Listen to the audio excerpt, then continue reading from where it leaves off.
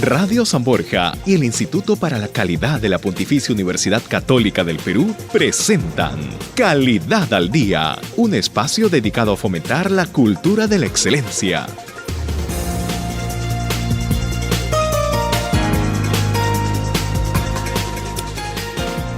Hola, ¿qué tal amigos y amigas? ¿Cómo están? Muy buenas tardes, son las 4:01, estamos en vivo, por supuesto, en Calidad al Día, el programa de radio del Instituto para la Calidad de la Pontificia Universidad Católica del Perú. Los saluda Carlos Cornejo. Como cada miércoles, a esta hora, les proponemos llevar a esta mesa de discusión amplia y abierta, que es Radio San Borja, los 91.1, la posibilidad de hablar de los temas que cree y considera el Instituto para la Calidad de la PUC temas importantes de los que hay que hablar. Hay que hablar de competitividad, hay que hablar de calidad, hay que hablar de certificación, de acreditación, de todos los temas que el Instituto para la Calidad cree que son importantes y que creemos en este programa, además, que es importante darle difusión en términos públicos, llevarlos al debate, llevarlos a la agenda pública. Y creo que los temas que vamos a tocar hoy están enmarcados en ese objetivo. Vamos a comenzar hablando de los bloques comerciales, el crecimiento del país, la calidad que el país muestra en su producción y en su exportación es cada vez mayor, pero nos es difícil a veces negociar en la medida en que no formamos parte de algún bloque económico más poderoso. Si formamos parte de la Alianza del Pacífico, por ejemplo, que podría ser un espacio. El Pacto Andino fue en su momento un intento en ese sentido que no prosperó, cosa contraria al Mercosur, por ejemplo, que en América Latina es un referente, ¿no es cierto?, de espacio de bloque comercial. Existe el MILA también, que es el Mercado Integrado Latinoamericano, pero eso está más ligado al mundo de la bolsa de valores. Y entonces, claro, la pregunta es hasta geopolítica, ¿no es cierto? ¿Dónde nos ubicamos? ¿Cuál es nuestro bloque? De pronto es la PEC y fortalecer ahí nuestro espacio comercial. Bueno, de eso vamos a hablar en el programa, de los bloques comerciales. Esto, por supuesto, en un año en el que se ha proyectado que nuestra economía crecerá un 6%. Y esto, además, en el marco de una información que hoy día trae, por ejemplo, Perú 21, y que yo comparto con ustedes, y es que el Perú ha retrocedido en el ranking sobre la libertad económica. ¿Qué significa este ranking? Bueno, de esto vamos a hablar con nuestros invitados el día de hoy. Pero no solo hablaremos de economía y de bloques comerciales, también vamos a tocar temas de propiedad intelectual, sobre todo en el marco de los TLCs y cómo estos condicionan algunas veces los temas de propiedad intelectual, y a veces los condicionamientos no son iguales para ambos lados. A veces la balanza no es tan equilibrada como quisiéramos que fuera. ¿Qué significa esto? Bueno, en el programa lo hablaremos también. Y hacia el final hablaremos de Australia y de la posibilidad de estudios ahí. Hay algunos países en el mundo, pienso en Australia, pienso en Canadá, que tienen una población muy joven y que tienen un vasto territorio que por lo general es hostil y necesitan gente joven, trabajadora, empeñosa, que pueble de alguna manera esos territorios. Y la Australia se abre como una posibilidad de estudios. Y no está tan lejos. Cuando uno mira el mapa, claro, si miras hacia la derecha está al otro lado, pero si miras hacia la izquierda, de pronto no está tan lejos y es una posibilidad que se puede manejar en el futuro. Así que hablaremos de los estudios en Australia y de las enormes posibilidades que esto representa. Así que, como ven, les hemos preparado en Calidad al Día un menú variado, creo que intenso, creo que entretenido y que además no sería lo mismo sin la participación de ustedes. Nos vamos a la pausa y regresando les presento a nuestros invitados y le damos los teléfonos de Radio San Borja 91.1, líder en peruanidad, por si usted quisiera llamar y participar del programa. Quédense con nosotros, esto es Calidad al Día.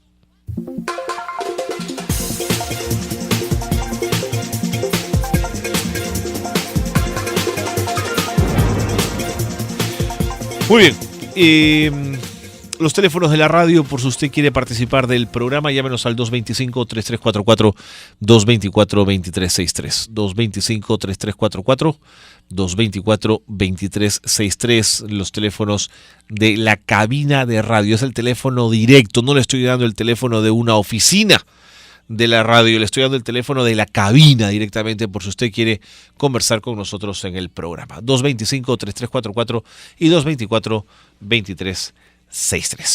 Bien, me acompaña en cabina el economista Carlos Aquino. Él es especialista en economía asiática. ¿Cómo está, don Carlos? Bienvenido. Gracias por estar con nosotros. Y nos acompaña Marcos Aldívar, economista, también socio de la auditoría de la consultora EY, que también nos acompaña en el programa y que juntos, los tres, vamos a intentar abordar el tema de los bloques comerciales. Marco, bienvenido también. Gracias por estar con nosotros. Gracias a ti, Carlos. Buenas tardes. Bueno, siempre se nos dijo que nos defendíamos mejor en bloque que solos. Sin embargo, el Perú parece no haber concretado en los años un bloque económico sólido. Parece que el único que le da cierta expectativa es el de la Alianza del Pacífico y la PEC de alguna manera. ¿Qué sensación tienen ustedes, señor Aquino? ¿Por qué no hemos podido establecernos en un bloque comercial sólido? Bueno, lo que pasa es que el Perú empezó sus acuerdos regionales dentro del ámbito de la comunidad andina, pero como todos sabemos, lamentablemente eso no funciona. Caminó, ¿no? Entonces el Perú tuvo, claro, porque son regímenes, bueno, ahora los que queda Bolivia, queda Ecuador, y son regímenes que tienen otro sistema económico, donde el Estado es mucho más intervencionista, y sobre todo donde son economías relativamente cerradas, donde hay ciertas trabas a la inversión extranjera y sobre todo el comercio también. Entonces el Perú buscó otros ámbitos, ¿no? Yo creo que el Perú en ese sentido hizo bien mirando al Asia-Pacífico, ¿no? De los años 90. Por supuesto, porque como todos sabemos, la región que más crece está justamente en el Asia-Pacífico. En los 90 empezó un esfuerzo para integrarnos en esa área y nos hicimos miembros del Foro de Cooperación Económica Asia-Pacífico, APEC, y desde ese momento estamos ahí. Ahora, yo no creo que haya contradicción entre ser miembros de un bloque u otro, ¿no? Y eso lo demuestra el hecho de que somos miembros muy activos de la PEC y a través de la PEC hemos hecho tratados de comercio bilaterales con China, Japón, Corea, Tailandia, pero también estamos mirando la región de Latinoamérica, que dicho sea paso, Latinoamérica hasta hace 20 años también era una región que muchos decían que no va a crecer, pero está creciendo. Entonces también estamos retomando eso, claro, quizás ya no con tanto énfasis dentro del Pacto Andino por los problemas que tenemos, pero tenemos el tema de la Alianza del Pacífico, que creo yo, de los diversos acuerdos que el Perú tiene dentro de Latinoamérica, es uno que presenta más posibilidades de crecer por una sencilla razón, ¿no? La razón por la que no caminaron los acuerdos con los países del Pacto Andino o dentro de Latinoamérica, que como comentamos tenían regímenes económicos distintos. En cambio, la Alianza del Pacífico, Colombia, Chile, México y Perú tienen más o menos ciertos regímenes similares, reconocen la importancia de mirar hacia Asia, reconocen la importancia de la inversión extranjera, reconocen la importancia de abrirse sus economías al mundo. Entonces yo creo que en ese sentido el Perú está bien, el Perú está muy bien. El tema es como que también, recuerdo que comentamos alguna vez, hay que aprovechar esos acuerdos, pues, ¿no? Esos acuerdos nos abren las puertas a muchos mercados, pero el tema es, y bueno, ya nos abrieron el mercado, ¿y qué vamos a hacer? Necesitamos tener la oferta exportable, la producción para llevarlos ahí. Señor Saldívar, ¿era mejor mirar al Asia o era mejor mirar hacia el Mercosur y hacia el gigante que era Brasil? Bueno, un tema a considerar es que Brasil es una economía muy grande, es una economía que tiene mucho peso en esta región, pero también, como bien lo dijo Carlos, Brasil es una economía cerrada. Ajá. Es muy difícil hacer acuerdos bilaterales con Brasil en el mismo peso, porque Brasil tiene un peso importante, tiene algunas sensibilidades en su economía que no está dispuesto a ceder. Es un país muy industrializado, o sea, es muy difícil para alguien ingresar a Brasil y exportar. básicamente te piden que inviertas y que pongas ahí tu parte. Tu fábrica, porque además el mercado de alguna manera es un mercado muy grande. Entonces son 90 millones de personas. Son 200 millones de personas. ¿Los brasileños? Sí. Pues me he quedado con la cifra antigua. Qué bárbaro, 200 millones de personas. Y son uno de los regímenes tributarios o de inversiones mucho más complicados que existen en el mundo. Entonces Brasil se siente, a pesar de que digamos es parte de Sudamérica, es un continente en sí. Y por lo tanto ellos cierran su economía, las inversiones, controles cambiarios, una serie de cosas que están destinadas a proteger lo que ellos tienen. Funciona en algunos momentos como ha funcionado en años anteriores, cuando estuvo Lula de presidente. Por ejemplo. Ya. Pero hoy día, cuando la ola viene diferente en el mundo, empieza a haber problemas, la economía brasileña se resiente porque no es una economía, digamos, eficiente, porque no es abierta al mundo, no es muy competitiva. O sea, coinciden que era mejor mirar al Asia. Claro. Pero entrar al Asia también tiene sus dificultades, ¿no es cierto? Clarísimo. Y por eso, digamos, hay bloques, para todo tenemos unos bloques de... Es bueno estar en los mejores clubes, porque tienes tus mejores vecinos. Claro. Pero también tienes que mirar al barrio, mirar a Latinoamérica. Y ahí es donde hace sentido la Alianza del Pacífico. Okay. Porque son países que durante muchos años, digamos más de 20, han tenido una apertura, mayor o menor, porque hay países que también, digamos, México es un país de, si miramos los 4, Chile, Colombia, Perú y México, es el país menos abierto, también es un país grande, ¿no? Que mira básicamente su vecino de arriba, que es su gran mercado, es parte de un mercado importante que fue uno de los primeros experimentos, que es el NAFTA, el mercado común norteamericano, y hoy día está participando en este bloque hacia el sur, porque siente que cuando vamos a ligas más grandes, y eso es lo que estamos yendo, digamos, en el mundo de las consolidaciones y las concentraciones, es muy difícil cuando uno está solo alcanzar buenos acuerdos o alcanzar sinergias o ser competitivo, ¿no? Entonces, ¿con quién me voy aliando? Me voy aliando con aquellos que tengan un pensamiento similar al mío. Entonces, ¿quiénes vienen? Vienen Chile, vienen Colombia, viene Perú, que además por coincidencia tienen salida al Pacífico. Y todos miran también con un interés al Asia. Entonces, si el Asia es muy grande, porque el Asia es negociar con China, negociar con economías tan grandes, también tienes acá que si nosotros nos juntamos 4 países, bueno, somos un poco más grandes, un poco más interesantes, podemos ir a negociar en mejores condiciones que si vamos negociando solos, ¿no? De acuerdo. Ahora, ¿los asiáticos son receptivos a este bloque comercial? ¿Les somos un mercado interesante a ellos? ¿O ellos están pensando más hacia Europa, hacia la parte más continental, hacia Estados Unidos, por ejemplo? Bueno, los asiáticos creo que hacen algo muy interesante, ¿no? Hace 40 años muchos países, y también era el caso del Perú, tenía su principal socio comercial Estados Unidos y dependían de Estados Unidos. Lo mismo pasaba en Asia, ¿no? En los años 70 casi el 40% de lo que exportaba Japón iba solo a Estados Unidos, lo mismo Taiwán, Corea. Ellos se han diversificado. Entonces, están buscando diversificar sus mercados para no depender de ninguno. Y como decía, felizmente, desde hace 20 años, Latinoamérica está creciendo y especialmente, es interesante, los países de la Alianza del Pacífico son los que más crecen, por una sencilla razón, porque hace 20 años empezaron a hacer reformas económicas, cosas que no hicieron o no han hecho Argentina, por ejemplo, o Brasil incluso, que ahora tiene problemas. Entonces, los asiáticos también han reconocido que en Latinoamérica hay una región en crecimiento, especialmente los miembros de la Alianza del Pacífico, y eso se manifiesta. Por ejemplo, de los creo que 15 observadores que hay en la Alianza del Pacífico, varios son de Asia. Está Japón, está China, está Nueva Zelanda, está Australia, y hay una larga fila de países asiáticos que quieren observadores de la Alianza del Pacífico, porque se dan cuenta de que en Latinoamérica, repito, los países que más crecen, más estables, es los países justamente de la Alianza del Pacífico, ¿no? Por supuesto, hay una atracción mutua y obviamente las materias primas que necesitan los asiáticos están pues en Latinoamérica y hay mucho en estos países, especialmente de la Alianza del Pacífico. Pero no debemos pensar solo en materias primas, ¿no es cierto? Obviamente, ese es el otro tema, ¿no? El otro tema, pues. Lamentablemente, todavía el 95% de lo que exportamos así es, son materias primas, materia prima. Pero como decía al comienzo, hay que hacer una oferta exportable adecuada al mercado asiático, ¿no? De acuerdo. En ese sentido, los tratados de libre comercio con bloques comerciales, ¿qué tan útiles pueden ser?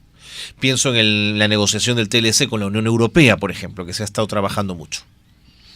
Bueno, estos tratados son muy útiles en la medida de que uno pueda ver bien claro que tengan lo que se llama el win-win, ¿no? O sea, el beneficio para ambas partes. Todos ganan. Todos ganan.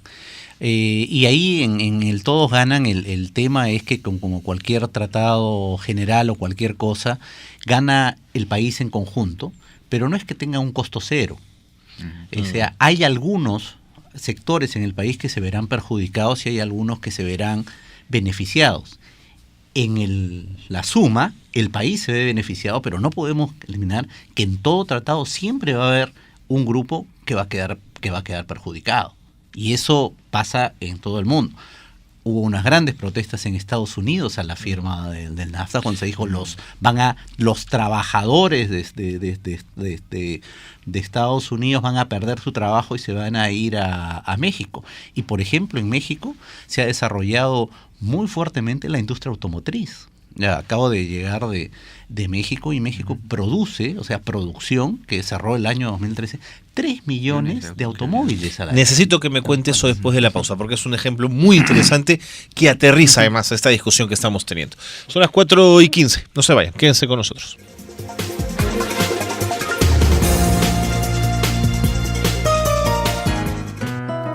Buenas prácticas de calidez. Incentive la orientación adecuada de clientes y visitantes. Ya volvemos con Calidad al Día. Listo, chicos, es hora de irnos, ¡vamos! ¡Au! ¡Qué olor! ¿Cómo me arde la espalda? ¿Ya ves? Te dije que usaras protector solar. ¡Au! El sol en exceso no es bueno para la piel ni para la salud. Use siempre protector solar. Con la salud no se juega. Es un consejo de Radio San Borja 91.1, líder en peruanidad. De lunes a viernes de 9 a 10 de la noche, Nuevos Líderes para un Nuevo Mundo, un programa de la Universidad Peruana de las Américas, con temas educativos, empresariales y de actualidad, con la conducción de Julio García y la participación del doctor Luis Hurtado Valencia, rector de las Américas, con el auspicio de Instituto CIMAS, el mejor instituto del Perú, Colegios María de los Ángeles y Mi Pequeño Universo. La movida de Janet Barbosa. De lunes a viernes desde las 10 de la mañana. Sí, como lo escuchan, a través de Radio San Borja 91.1. La movida de Janet Barbosa. Por Radio San Borja, líder en peruanidad. Los espero. Porque el Perú tiene una variedad de culturas, donde cada una destaca por sus propias características que las hacen únicas. Radio San Borja, líder en peruanidad, orgulloso de contar con la marca Perú. Continuamos con Calidad al Día. Buenas prácticas de calidez. Comparta la información institucional a todos los colaboradores.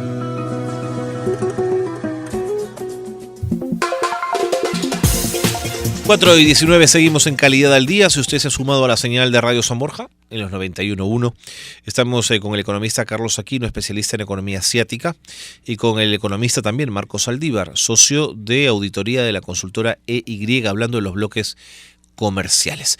Me contaba don Marco que venía usted de México y que se había encontrado con un proceso industrial, sobre todo automovilístico, muy importante.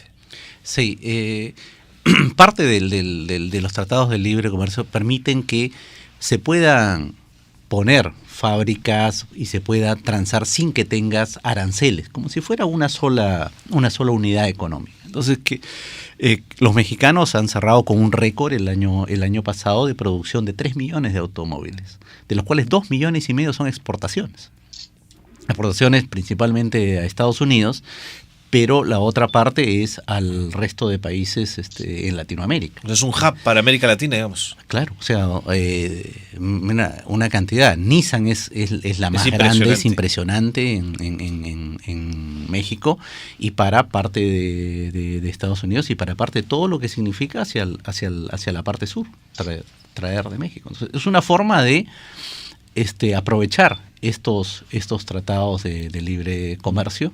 A nosotros en realidad nos falta, tenemos varios tratados, pero nos falta aprovecharlo, nos falta esa ventaja, ese mirar la oportunidad, a veces el emprendedurismo de decir, oye, acá hay una oportunidad, nadie la está viendo, bueno, y entremos. Y en esos hay muchos bloques que han aprovechado esos acuerdos para hacer cantidad de cosas. Por ejemplo, un tema es que he visto recién desarrollar acá, que lo ha hecho mucho Costa Rica como tiene Estados Unidos, todo lo tema que son hoteles y para las viviendas de personas de la tercera edad, personas maduras. Hoy día con lo que se llama en Estados Unidos los baby boomers, que van hacia allá, entrar a 60, 70 años. Las poblaciones muy mayores, ¿no es cierto? Son personas mayores que tienen dinero, que tienen ahorros, y que quieren vivir con ciertas comodidades,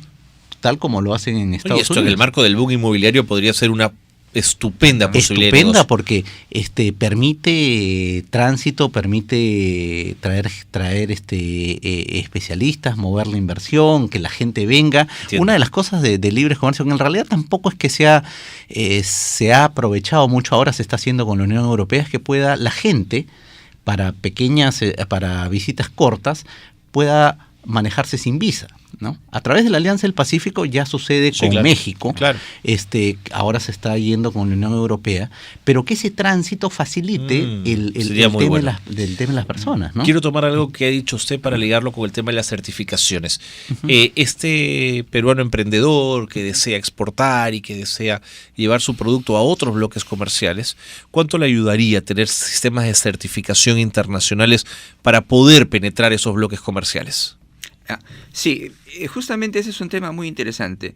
Los nuevos tratados de libre comercio, por ejemplo, ya no ve tanto aranceles, porque aranceles ya está cero en realidad. Así es. ¿no? Entonces, la cuestión es, como decimos los economistas, las barreras en la frontera prácticamente son cero. El problema son las barreras detrás de la frontera. Y una de las cosas son las famosas certificaciones, ¿no? Porque puede ser que, por ejemplo, justamente hasta hace algunos años muchos países utilizaban ese tema, no los estándares que tú tienes, las certificaciones que tú tienes, en mi país no funciona. Entonces, yo recuerdo cuando el espárrago peruano comenzó a invadir España, empezaron a inventarse 1000 cosas del exterior, ¿no es cierto? Justamente eso es lo que buscan los nuevos tratados, uniformizar los estándares, los certificados. Y por supuesto es una gran cosa, especialmente para las pequeñas y medianas empresas. Yo creo que en los tratados que está haciendo el Perú está haciéndose eso. Obviamente lo que nos falta a nosotros, por ejemplo, una de las ventajas que tenemos es la famosa agroindustria, ¿verdad? Espárragos, el primer exportador mundial, paprika y todo lo demás. El problema es que, por ejemplo, ahí es muy importante la certificación fitosanitaria. Hay que fortalecer el SENASA, porque ese es un tema muy delicado. Todos los países tienen que dar certificado de que si es o no saludable para las personas. Entonces, los productos tienen que tener su certificado aquí para que puedan pasarlos o ingresar a los otros mercados. Entonces, en ese sentido, las certificaciones, repito, como ya los aranceles son casi ceros, adquieren una mayor importancia. Entonces, hay que fortalecer las entidades que dan certificados y, sobre todo, que lo hagan bajo los estándares internacionales. Que el SENASA, que es este Servicio Nacional de Sanidad Agraria, ¿no certifica? No, por supuesto, certifica, pero le falta todavía una capacidad tremenda porque los países le piden, entonces falta más técnico. No, está haciendo, por supuesto, está mejorando y de hecho, por ejemplo, JICA, la Agencia de Cooperación Internacional de Japón, está ayudando a formar en ese capacitación técnica, pero por supuesto, así como SENASA, en otro tipo de certificaciones puede haber. Ahora, por ejemplo, acá hay un tema, a mí me sorprende, tenemos, por ejemplo, la certificación, el CGS, para otro tipo de certificación. Ajá. A mí me contaban que hace algunos años no se hacía esa certificación en el Perú, tenía que irse a Chile, por ejemplo. ¿Y por qué? Porque no había la capacidad acá. Claro. Ya se está haciendo más, pero hay que hacer ese tipo tipo de cosas. Entonces, nos estamos encontrando con cuellos de botella. O sea, el mundo requiere más certificaciones. Entonces, debemos justamente poner ese tipo de empresas o llamar a las empresas extranjeras, si no tenemos acá, para que el Perú pueda hacer esa de forma rápida, porque si no vamos a perder. Nosotros sabemos que un pedido se pierde por cuestión de días, ¿no? Si lo vamos a mandar a otro país, perdemos ese pedido. Y la pregunta del millón, entonces, ¿esta es una responsabilidad estatal? ¿Es de los privados? ¿Es de ambos? Cuando uno dice la responsabilidad de ambos o responsabilidad de muchos, es de nadie. Es de nadie, ¿no? Si miramos qué han hecho los países que han avanzado más, es que justamente el Estado se puso la mochila de estos temas al hombro. Cada vez en el mundo, en diversos temas, se dan las certificaciones de nivel internacional. O sea, un estándar internacional, porque bloques hay muchos, entonces imagínate, si acá hablamos de algunos líos, los que tienen los chinos con Estados Unidos, con los europeos, también los tienen, o sea, también existen. Entonces, en el mundo, a través de las organizaciones como la Organización Mundial de Comercio, las organizaciones ya, porque la llaman panglobales, que engloban a todo el mundo, que tienen cierta fuerza, crean ciertos estándares, porque al comienzo cada uno va haciendo su estándar hasta que alguno se ponen de acuerdo y dicen, este va a ser el estándar y todos deben cumplirlo. En el mundo ya se ha llegado en casi todas las profesiones, en casi todos los niveles, a ciertos estándares más o menos reconocidos en el mundo. Entiendo. Entonces lo que hace cada país es, bueno, si ese es el estándar, hacia ahí vamos. Entonces, para que yo cuando vaya diga que ha sido el estándar A, mi producto, mi proceso, claro. Eso cumple el estándar A, y además a veces es certificado por la compañía tal que en el mundo es reconocida como una buena certificada. Entonces, es lo que decías, esas tengo que hacer que vengan, porque ¿cuándo van a venir una compañía, que muchas de ellas son compañías que con fines de lucro que van a hacer negocios, cuando haya el tamaño necesario para venir?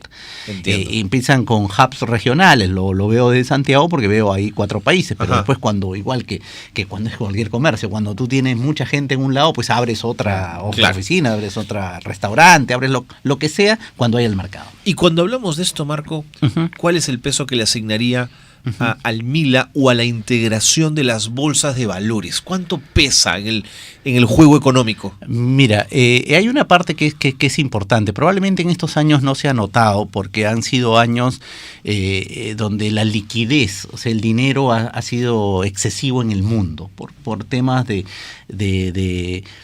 los problemas que han habido. Todo el mundo ha guardado su dinero y han habido hasta intereses negativos, pero tú preferías dejar tu dinero en bonos en Estados Unidos, claro, que te pagaban 0.5% y la inflación era 2%, entonces evidentemente estabas perdiendo, pero antes todo lo que había en el mundo tú preferías guardarte y había mucha liquidez. Entiendo. ¿No? Pero esa no es una situación normal. Entonces, ¿qué sucede en el mundo? Los países que han llegado a desarrollar y a ser países desarrollados es porque han tenido un mercado de capitales fuerte. O sea, el mercado de capitales que permita al inversionista pequeño, al que fue a un Bill Gates que empezó, a un Steve Jobs, poder su idea y llevarla al mercado de capitales y hacerla crecer. Hoy día eso no existe en el Perú. El mercado de capitales es un mercado que permite diversos tipos de riesgos, diversos tipos, desde la persona que no quiere, digamos, arriesgarse mucho, hasta la persona que está dispuesta a arriesgar todo. Más te apalanca en dinero para poder invertir más adelante. Así es. Entonces, lo que hace el MIL es lo mismo que estamos hablando de bloque de integración en que los grandes fondos internacionales, los que tienen trillones de dólares, puedan venir y mirar a un mercado que es más grande. Digamos, yo ya no invierto solo en el Perú o miro a Perú, sino estoy mirando a la Alianza del Pacífico, a los 4 países. Entonces el riesgo de que yo ponga todo mi dinero en Perú no es tan claro, está diversificado el riesgo, de acuerdo. Por lo tanto, le da mayor liquidez, le da mayor posibilidad de seguridad en cuanto a dice que lo más cobarde en el mundo es $1, o sea, que apenas algo sale disparado. Me tengo que ir porque el tiempo me gana en 10 segundos. El BCR ha proyectado un crecimiento de más del 6% para este año. ¿Es creíble la proyección, señor Aquino? Bueno, en principio el dato va es bueno. A crecer más que el año pasado. El año pasado hemos crecido, no sale la cifra exacta, 5.1. El Perú debe crecer más porque la economía mundial está mejor. Yo no sé si llegue a 6, hay temas inestables todavía, pero definitivamente 5. Se va a crecer un poquito podría. más. Sí, por supuesto que sí. Mira, en los siguientes años hay un tema importante para el crecimiento, que es la puesta en marcha de proyectos mineros muy grandes, ¿no? Bueno, eso, Toromocho este año. Claro, el efecto de cuando ya empezó, digamos, el mes pasado Toromocho, cuando empiece a tomar su tamaño, crea simplemente por efecto comparativo, ¿no? El proyecto Las Bambas, la ampliación de Cerro Verde.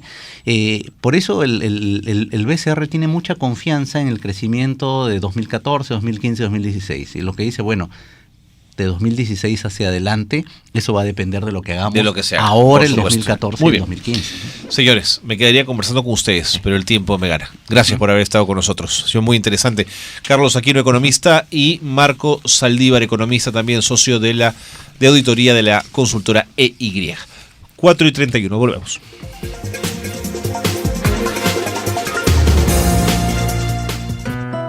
Buenas prácticas de calidez. Divulgue información a los colaboradores relacionados con el Sistema Integrado de Gestión de Calidad con Calidez.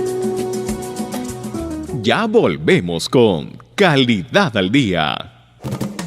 91.1 FM, Radio San Borja Identidad. 91.1 FM, líder en peruanidad.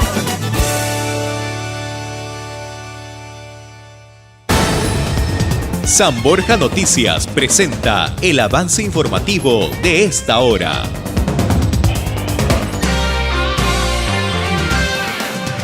La hora exacta 4 de la tarde, 30 minutos. Bienvenidos a la información. El procurador anticorrupción, Cristian Salas, sostuvo que la próxima elección del fiscal de la Nación tiene un claro matiz político y es preocupante debido a que se estaría buscando poner un nuevo representante del Ministerio Público para determinado sector.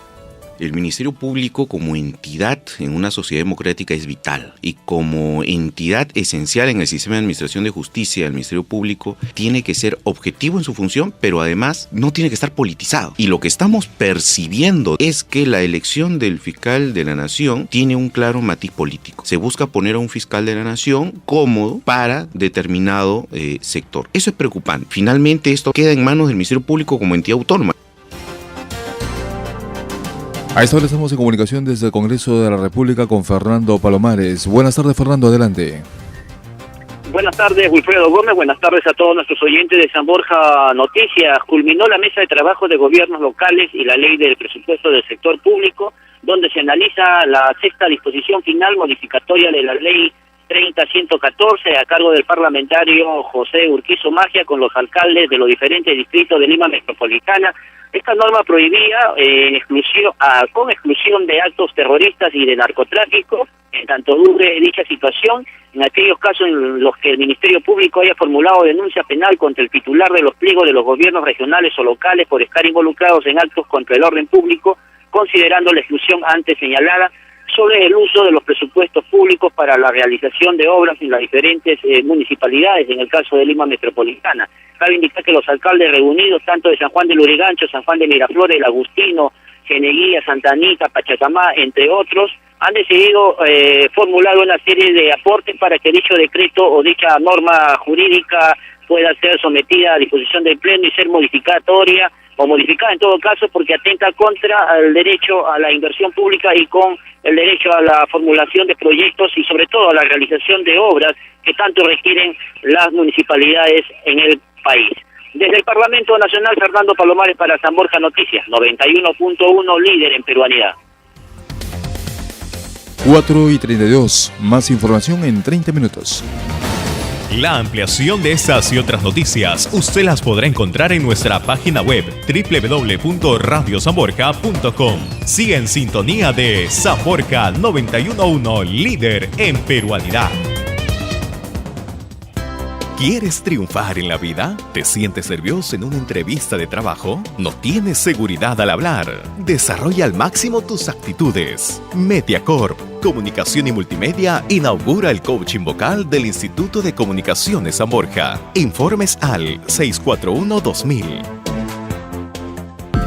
Radio San Borja es noticias, deportes, cultura, entretenimiento, música, consejos, peruanidad. Escúchanos en los 91.1 FM y en nuestra página web www.radiosanborja.com. Radio San Borja, la radio líder en peruanidad.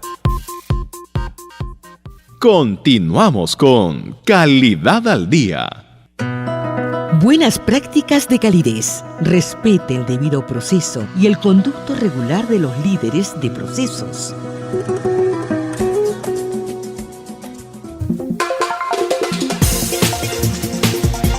Muy bien, 4 de la tarde con 35 minutos. Esto es Calidad al Día, el programa de radio del Instituto para la Calidad de la Pontificia Universidad Católica del Perú. Vamos a hablar ahora de propiedad intelectual. Y de los derechos relacionados, por ejemplo, con los derechos de autor, que tienen que ver con las invenciones, las obras literarias, artísticas, los símbolos, los nombres, las imágenes, los dibujos, los modelos utilizados en el comercio. Y estamos con un especialista que además nos visita de nuevo y eso nos pone muy contentos porque se va a convertir, creo, en una caserita con su información y con sus datos. Estamos con Claudia Fernandini, directora general de Clark Model & Company. Bienvenida, Claudia. Gracias, Carlos. Muchas gracias por la invitación. Quería preguntarte, antes que se me vaya el tema, a partir de lo conversado en la primera parte del programa sobre los bloques comerciales, y quería preguntarte cómo se negocia propiedad intelectual con otros bloques comerciales. ¿Es más fácil, es más difícil, es igual? ¿Cómo es? Bueno, es una negociación, ¿no? Siempre es una negociación, tiene que haber un acuerdo entre el bloque que está negociando. Ajá. Por ejemplo, en las negociaciones con la comunidad, por ejemplo, la comunidad andina, con la Unión Europea, intentó negociar en bloque y no pudo hacerlo. No resultó por una falta de acuerdo de nuestro lado, ¿no? Entonces, sí, es posible, obviamente te da mayor fuerza, ¿no? Estás negociando finalmente en un bloque, entonces tienes mayor posibilidad de negociación.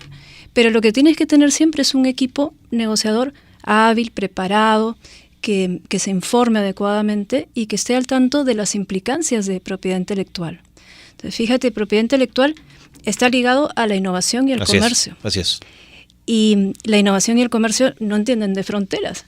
Entonces, cuando estás hablando de innovación, por ejemplo, estamos viendo día a día cómo el conocimiento sustituye a los activos físicos como la principal fuente de riqueza. Y la protección de ese conocimiento viene dado por las patentes. Entonces, estás hablando de la propiedad del conocimiento, de la principal fuente de riqueza. Pongo un ejemplo en sencillo, Claudia, que la gente que nos escucha lo entienda. A ver, un ejemplo de una negociación en esos términos. O sea, una negociación puede ser, por ejemplo, en el cumplimiento de ciertos estándares de propiedad intelectual. Cuando tú eres titular de propiedad intelectual, ¿no es cierto? Y tienes estas situaciones internacionales. Por ejemplo, pensemos en los smartphones, ¿no es cierto? Entonces tú tienes un iPhone y el iPhone se llama iPhone en todas partes del mundo. Así es. ¿No es cierto? Entonces, para eso tiene que registrar su marca en cada país. Claro. Y para hacer eso debería haber ciertas pautas en común entre todos los países para que no te veas sorprendido o abrumado, ¿no es cierto?, enfrentando una situación totalmente distinta en cada país. Entiendo. Y así es como surgieron ciertos tratados específicamente de propiedad intelectual. Entonces, por ejemplo, surgió el Convenio de París, el Convenio de Berna, surgieron los ADPIC en el marco de la Organización Mundial del Comercio. Y otros tratados, ¿no? Específicamente sobre marcas, sobre patentes, derechos de autor, etcétera. Hay muchísimos. Pero, ¿qué sucede? Que posteriormente, en el marco de negociaciones de acuerdos comerciales, que ya no son específicamente propiedad intelectual, abarcan otros temas y son bilaterales o regionales. Y entonces se empiezan a introducir capítulos de propiedad intelectual.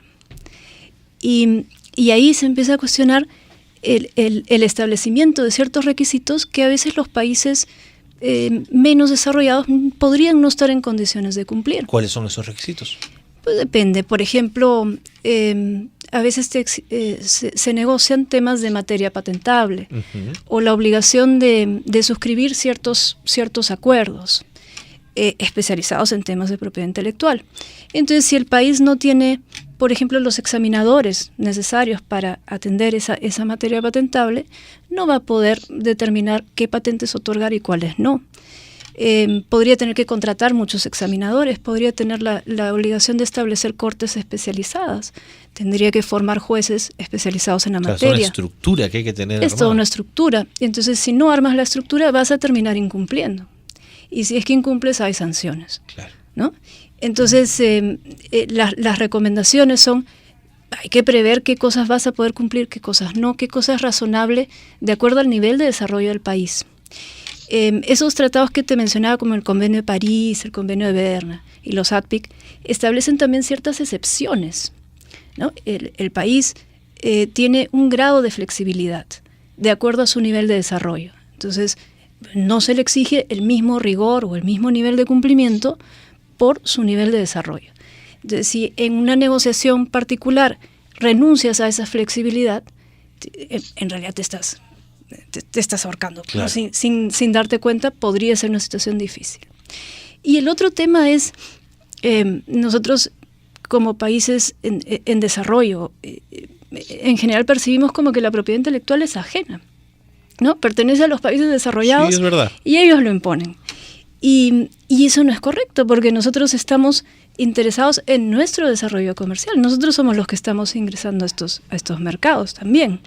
Entonces, hay una tarea interna de comprender cuál es el rol de la propiedad intelectual, cómo me va a ayudar eso a mí, empresa peruana, que estoy interesada en entrar a otros mercados. Entonces, si, por ejemplo, anuncio mi expansión internacional, pues lo primero que tengo que hacer es registrar mi marca en el país al que voy a exportar. Por ejemplo, por sentido común, pero no se hace. No se hace. No se hace, con frecuencia no está previsto. Pero pierdes el producto, pierdes la marca. Podrías, ¿no? Podrías verte en una situación en la que un tercero se te adelantó. Entonces, antes de hacer un anuncio así, deberías tener previsto registrar tu marca. Y también te lleva al tema de innovación, del valor agregado. Si tú empiezas a innovar, deberías proteger tu innovación. Y lo más adecuado para eso sería una patente. Y luego tienes que conocer la estrategia de patentamiento a nivel global. ¿Y qué debemos entender entonces cuando el presidente de Ecuador, el presidente Correa, plantea que Ecuador va a negociar la propiedad intelectual con la Unión Europea de manera soberana en el marco de la suscripción de un TLC con la Unión Europea? ¿A qué se puede estar refiriendo? Mira, la soberanía es el derecho a establecer las leyes, ¿no? Las leyes que rigen en tu país. Y entonces todo país tiene que negociar de manera soberana, evidentemente. Eso pienso yo, pero Correa lo vende como una gran apuesta, ¿no es cierto? No, pero todo se tendría que negociar de esa manera y es correcto. Probablemente lo que implica es que va a tener muy en cuenta los intereses nacionales. Y incluso en esa intervención de Correa se mencionan las denominaciones de origen, por ejemplo. ¿No? Pero denominaciones de origen están contempladas en nuestra legislación. De hecho, Perú tiene varias denominaciones de origen. Me parece que Ecuador tiene 2. Lo que pasa es que la Unión Europea tiene cientos de denominaciones de origen, ¿no? Entonces, ese es uno de los ejemplos que él da. También se menciona mucho en estas negociaciones bilaterales, en los capítulos de propiedad intelectual, tener en cuenta otros temas como la salud pública, el libre uso, ¿no? de información para efectos de educación, de estudios, de investigación, libertades de Internet, etcétera. Entonces, es una discusión, ¿eh? Es una gran discusión. Y entonces tienes que balancear, tienes que dejar esas libertades, tienes que cuidar de los derechos humanos, la libertad de expresión, todo eso se tiene que proteger, pero también se tiene que proteger la propiedad intelectual. Y hay que encontrar el balance adecuado, y el balance no siempre va a ser el mismo en todos los países. Ok. Una última pregunta. Esta estructura de la que hablábamos, que debe responder a la necesidad que tiene el país de proteger la propiedad intelectual, ¿es una estructura estatal privada? Un poco hago el símil con la conversación anterior. ¿Es el Estado el que debe encabezar todos los temas ligados a la defensa de la propiedad intelectual?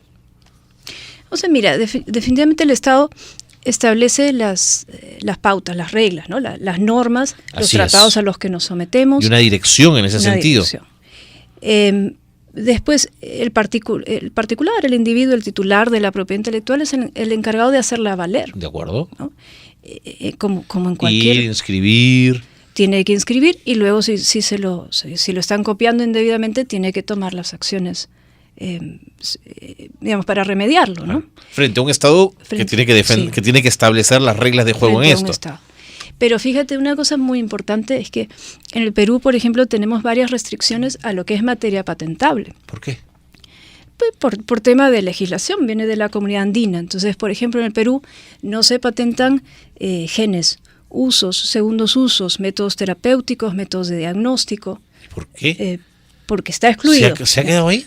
Eso está excluido, es una de las flexibilidades que te comentaba. Los países pueden excluir eso de materia patentable.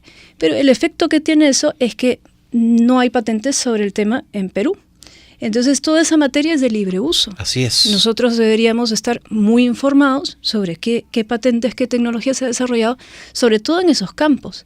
Y en general en cualquier materia que finalmente no tenga una patente vigente en el Perú. Pero de pronto está excluido mientras nos fortalecemos para hacer las nuestras inmediatamente antes que venga un tercero, ¿no?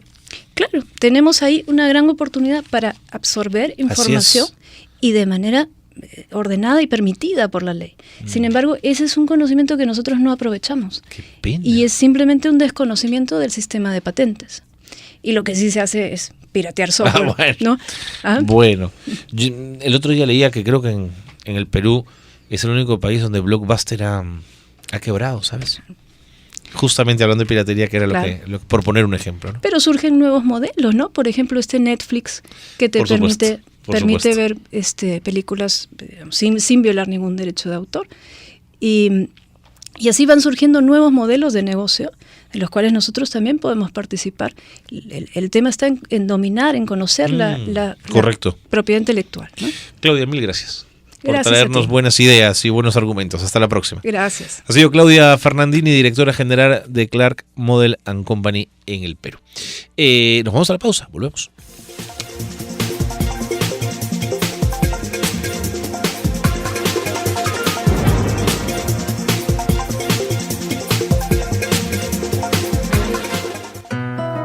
Buenas prácticas de calidez. Incentive la cultura del reconocimiento en los colaboradores. Ya volvemos con Calidad al Día.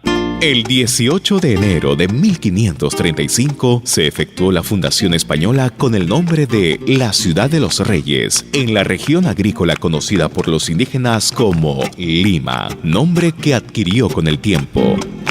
Fue la capital del Virreinato del Perú y la más importante ciudad de América del Sur durante el régimen español. Lima cumple 479 años. ¡Feliz día, Lima! Radio San Borja, líder en peruanidad. Señores padres de familia, si sus hijos se distraen, no comprenden lo que leen y usted tiene que recordarle que estudie y hagan sus tareas, escucha de martes a viernes a las 6 de la tarde, Educando, por Radio San Borja, líder en peruanidad.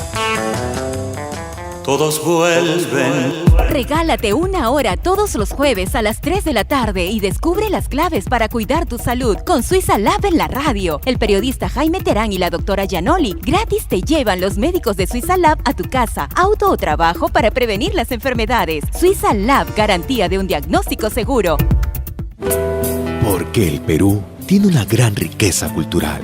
Lugares arqueológicos, ruinas ancestrales, sitios históricos. Radio San Borja, líder en peruanidad, orgulloso de contar con la marca Perú.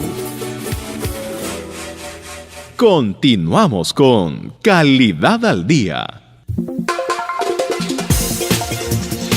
Muy bien, 4:49, vamos a hablar de estudios en Australia. Y de becas. 225-3344, 224-2363. Vamos a hablar de becas australias. Estamos con Giancarlo Rato, director de Latino Australia en Perú. Giancarlo, bienvenido. Muchas gracias, Carlos, por la invitación. Gracias por estar con nosotros. Bueno, cuéntame de estudios en Australia. Antes de ir al detalle, ¿Qué ofrece Australia en estos términos que pueda ser interesante para estudiantes peruanos? Bueno, nosotros venimos trabajando ya hace más de 10 años acá en el Perú, en combinación con el Consulado de Australia y otros organismos, promocionando lo que son cursos de inglés para capacitación tanto de jóvenes o estudiantes que les falte un inglés académico para poder completar sus estudios de maestría, doctorado en las universidades. También tenemos lo que son carreras técnicas, que son algo que hemos tratado de introducir en el Perú tal vez con las mineras, puestos muy técnicos en el área de que vengan a hacer acá los cursos acá en las mismas universidades, ¿no? En Chile es más estas universidades que tienen sus bases en las cuales han desarrollado links con el gobierno y han capacitado profesores y de todo tipo, ¿no? Tenemos lo que son los posgrados, maestrías, carreras universitarias, ¿no? Doctorados. Interesante. ¿Cuál es el perfil del estudiante peruano que busca una beca o que le interesa la oferta de estudios en Australia? Bueno, hay varios tipos de perfiles para los tipos de programas que ofrecemos, ¿no? Por un lado están los de cursos de inglés, que son estudiantes entre los 18 a 40 años. ¿No? Es muy variado. ¿Es una estadía corta, la del inglés? No necesariamente. Nosotros en promedio mandamos mínimo 20 semanas a estudiar. Son más o menos 5 meses, 6 meses. Claro. Entonces, para Estados Unidos sí son estadías más cortas, de un mes, son más profesionales, ejecutivos que tienen un mes de vacaciones y se lo gastan en capacitarse en inglés, claro, ¿no? Pero en Australia son periodos más largos. La gente busca más, después de ese curso de inglés, empalmar con otro curso de preparación, ¿no? Es más, tenemos 4 oficinas en Australia, en las principales ciudades, para que ayuden justamente al estudiante cuando llega allá y de alguna manera les haga ese rematrícula en otro curso, ¿no? Entiendo. Así es. ¿Dónde vive el estudiante? ¿Cómo se mantiene? El estudiante tiene varias opciones de alojamiento. Puede vivir en una casa de familia, que nosotros lo recomendamos en un inicio, porque llegan y tienen una inmersión en la cultura australiana de una manera rápida, segura, y de una manera pueden conocer el vecindario donde quieren vivir, pueden conocer también cuáles son las costumbres, cuál es el bus, y una vez que se adaptan o aclimatan a ese medio ambiente, pueden ya moverse a un accommodation un poco más independiente, ¿no? Con otros estudiantes, ¿no? Ahora las universidades también cuentan con hospedajes en los campus, ¿no? Pero depende del presupuesto del estudiante y sus preferencias, ¿no? ¿Es un país caro? Se ha vuelto un país caro, ahora por suerte el dólar ha bajado un poco, ahora está 0.9. Dólar australiano tiene. Dólar australiano, así es, ¿no? Está un poco un 10% por debajo del dólar americano, ¿no? Pero sigue siendo más económico que Inglaterra o Estados Unidos, ¿no? Y el nivel de las universidades es muy bueno, es, ¿no? Muy bueno. Así es, tenemos 6 universidades entre las mejores 50 del mundo. Imagínate. Y con Pronave, con las becas, estamos trabajando con las mejores 400 del mundo, ¿no? Cuéntame, ¿qué becas están ofreciendo?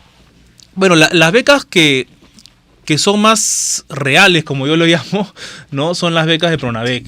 Este año se han otorgado ya cerca de 70 becas para estudiantes que quieran ir a Australia, y nosotros tenemos un convenio firmado con Pronavec en el cual damos todo el soporte desde la promoción de las becas, la convocatoria, las aplicaciones, el filtro, ¿no? Que necesitan para tener el perfil que está buscando el gobierno para estudiantes en las áreas principalmente de ciencia, tecnología, e ingeniería. Porque, ¿no? Pronavec es una instancia del Ministerio de Educación, ¿no es cierto? Entonces es la responsable de otorgar estas becas. Así es. Y como ustedes en alianza hacen el paquete como para facilitar el acceso a este país. Así es.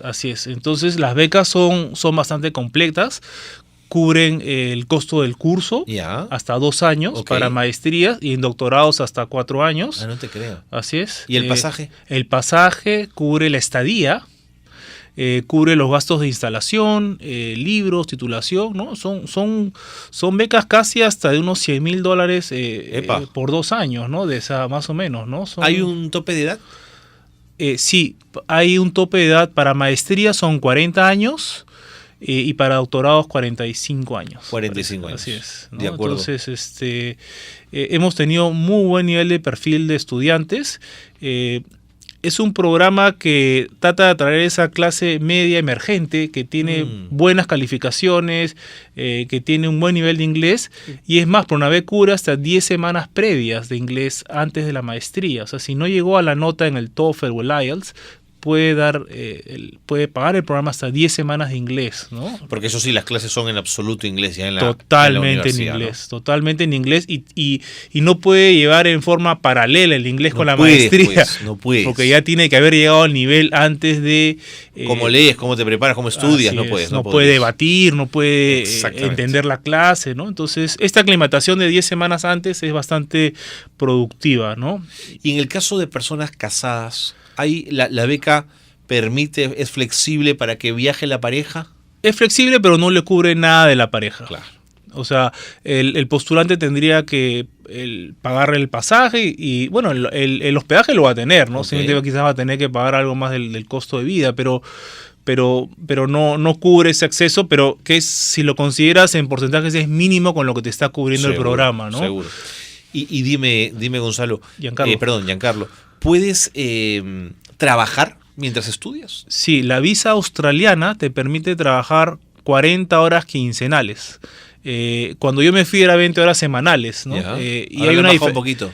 No, es mejor ahora porque hay semanas que uno puede estar en exámenes y no puede trabajar, o hay semanas en que uno está enfermo, entonces ahora tienes 2 semanas para completar 40 horas que uno pueda trabajar, y en vacaciones puedes trabajar tiempo completo. Carlos, pero me parece interesante porque uno de los obstáculos de las becas es no poder trabajar, ¿no es cierto?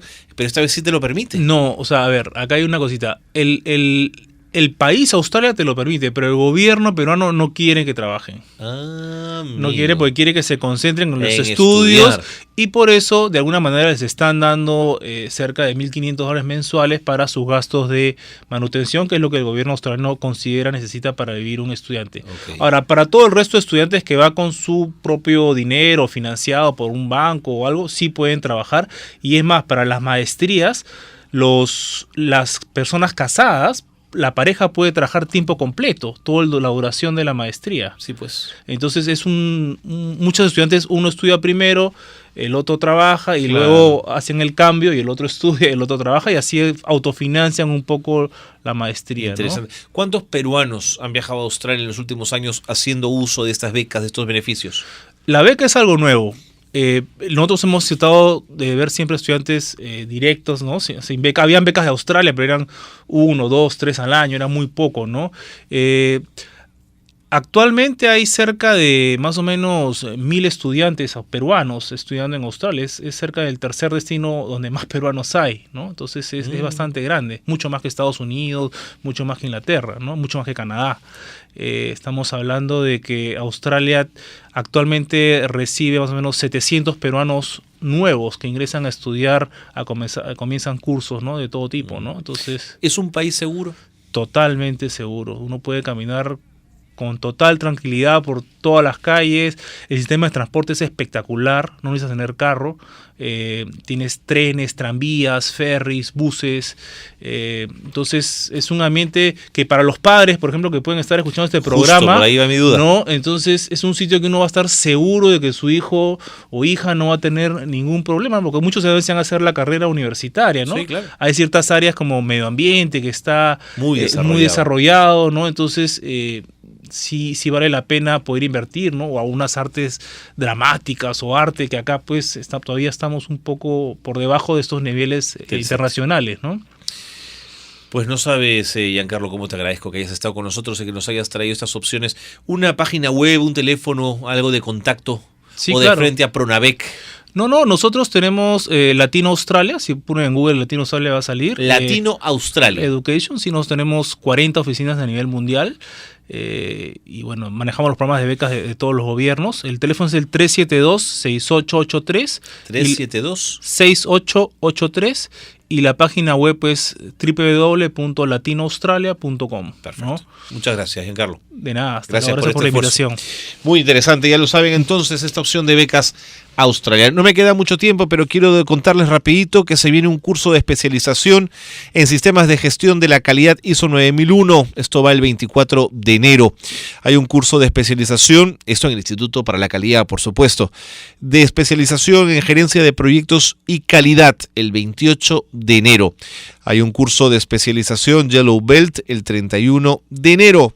Otro curso de especialización en sistemas de gestión ambiental ISO 14001. Esto va el 3 de febrero. Y hay un curso que va el 10 de febrero, que es de especialización también en sistemas de gestión de seguridad y salud OSAS 18000. Información en calidad.puc.edu.pe o en el teléfono de la Universidad Católica. Pidan ustedes por el Instituto para la Calidad y ahí les van a dar la información. Nos vamos. Galo Flores en la dirección periodística, Gino Bardalagos en el equipo técnico y Carlos Cornejo en la conducción los han acompañado. Que tengan muy buenas tardes.